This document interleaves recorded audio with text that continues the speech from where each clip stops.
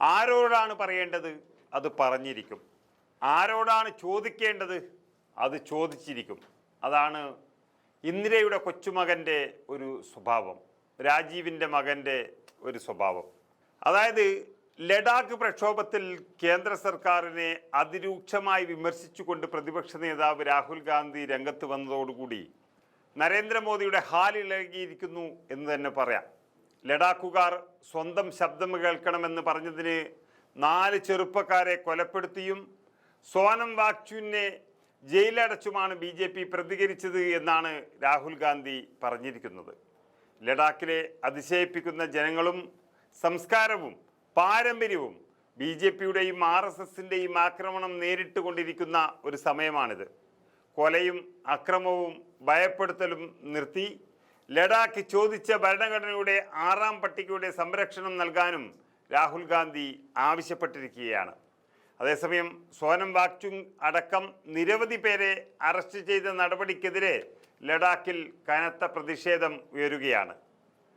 പ്രതികരിക്കുന്നവർക്കെതിരെ വല്ലാത്ത രീതിയിൽ അറസ്റ്റ് ഉൾപ്പെടെയുള്ള നടപടികളുമായി മുന്നോട്ട് പോകുന്നത് ഒരിക്കലും ശരിയല്ല എന്നുള്ളത് ജനാധിപത്യ രാജ്യത്തിന് വേണ്ടി ഇവിടുത്തെ പ്രതിപക്ഷ നേതാവ് ഓർമ്മിപ്പിക്കുകയാണ്.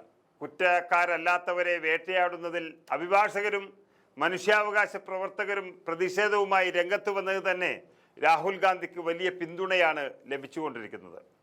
കേന്ദ്രത്തിൻ്റെ പ്രതികാര നടപടിക്കെതിരെ ലഡാക്കിലെ വിവിധ സംഘടനകളും കൂട്ടായ്മകളും ദില്ലിയിൽ വാർത്താ സമ്മേളനം വിളിച്ചു കഴിഞ്ഞു. അതിനിടെ പാകിസ്ഥാനുമായി ബന്ധമുണ്ട് എന്നാരോപിച്ച് ലഡാക്കിലെ സമരം നയിച്ച മനുഷ്യാവകാശ പ്രവർത്തകൻ സോനം വാങ്ചുക്കിനെതിരെ അന്വേഷണം നടത്തുമെന്നാണ് ലഡാക്ക് പോലീസ് അറിയിച്ചിരിക്കുന്നത്. അതെല്ലാം കേന്ദ്രത്തിൻ്റെ ഒരു നീക്കമാണ്. കഴിഞ്ഞ ബുധനാഴ്ച നടന്ന അക്രമത്തിന് പിന്നാലെ പ്രധാന വ്യക്തി വാങ്ചുക്ക് ആണെന്ന് Ladakh police director general ST Singh Jamwal പറഞ്ഞിരിക്കുകയാണ്. ഇത് കരുതിക്കൂട്ടിയുള്ള നീക്കമാണെന്ന് സംശയിക്കേണ്ടി വരും. വാങ്ചുക്കിനെതിരെയുള്ള അന്വേഷണത്തിൽ കണ്ടെത്തിയ കാര്യങ്ങൾ ഇപ്പോൾ വെളിപ്പെടുത്താൻ കഴിയില്ലെന്നും പ്രക്രിയ പുരോഗമിക്കുകയാണെന്നും ജംവാൾ പറയുന്നു. അതൊക്കെ BJPയുടെ ഒരു ആസൂത്രിത നീക്കമാണെന്ന് പറയേണ്ടി വരും. അദ്ദേഹത്തിൻ്റെ പ്രൊഫൈലും ചരിത്രവും എല്ലാം യൂട്യൂബിൽ ലഭ്യമാണ്. അറബ് വസന്തയെക്കുറിച്ചും നേപ്പാൾ, ബംഗ്ലാദേശ്, ശ്രീലങ്ക എന്നിവിടങ്ങളിലെ സമീപകാല അശാന്തിയെക്കുറിച്ചുമൊക്കെ അദ്ദേഹം സംസാരിച്ചത് അക്രമത്തിന് പ്രേരണയാണെന്നും ജംവാൾ അവകാശപ്പെടുന്നു. ഇതൊക്കെ BJPയുടെ ഒരു ആസൂത്രിത നീക്കമെന്ന് തന്നെ പറയേണ്ടി വരും. വാങ്ചുക്ക് വേദി ഹൈജാക്ക് ചെയ്യാൻ ശ്രമിച്ചതായും കേന്ദ്ര ലഡാക്ക് പ്രതിനിധികൾ തമ്മിലുള്ള സംഭാഷണം തടസ്സപ്പെടുത്താൻ ശ്രമിച്ചതായും ജംവാൾ പറയുന്നു. സെപ്റ്റംബർ 25-ാം തീയതി ഇരുവിഭാഗവും തമ്മിലുള്ള അനൗപചാരിക കൂടിക്കാഴ്ച നടക്കുന്നുവെന്ന് അറിഞ്ഞിട്ടും വാങ്ചുക്ക് നിരാഹാര സമരം തുടർന്നു. ഒക്ടോബർ 6-ാം തീയതി പുതിയ ചർച്ചകൾക്കായി കേന്ദ്രം നേതാക്കളെ ക്ഷണിച്ചിട്ടുമുണ്ട്. അക്രമവുമായി ബന്ധപ്പെട്ട് 50 പേരെ കസ്റ്റഡിയിലെടുത്തിട്ടുണ്ടെന്നും അവരിൽ 1/2 ഡസനോളം പേരെങ്കിലും സംഘത്തലവന്മാരാണെന്നും സംശയിക്കുന്നുവെന്നും പോലീസ് മേധാവി പറയുകയാണ്. ലേ അപെക്സ് ബോഡിയും കാർഗിൽ ഡെമോക്രാറ്റിക് അലയൻസും ചേർന്ന് സംസ്ഥാന പദവിക്കും കേന്ദ്രഭരണ പ്രദേശത്തേക്ക് 6ാം ഷെഡ്യൂൾ നീട്ടുന്നതിനും വേണ്ടി നടത്തിയ പ്രക്ഷോഭത്തിൻ്റെ പ്രധാന മുഖമാണ് വാങ്ചുക്ക് എന്നാണ് പറയുന്നത്. തനിക്കെതിരായ ആരോപണങ്ങൾ നിഷേധിച്ച വാങ്ചുക്ക് ലഡാക്കിന് നൽകിയ വാഗ്ദാനം പാലിക്കാത്ത ആഭ്യന്തര മന്ത്രാലയത്തെയാണ് സംഘർഷത്തിന് കുറ്റപ്പെടുത്തുന്നത്.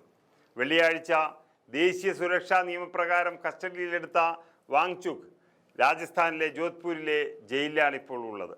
ലഡാക്ക് പ്രക്ഷോഭത്തിൽ 4 പേർ കൊല്ലപ്പെടുകയും നിരവധി പേർക്ക് പരിക്കേൽക്കുകയും ഒക്കെ ചെയ്തിട്ടുണ്ട്.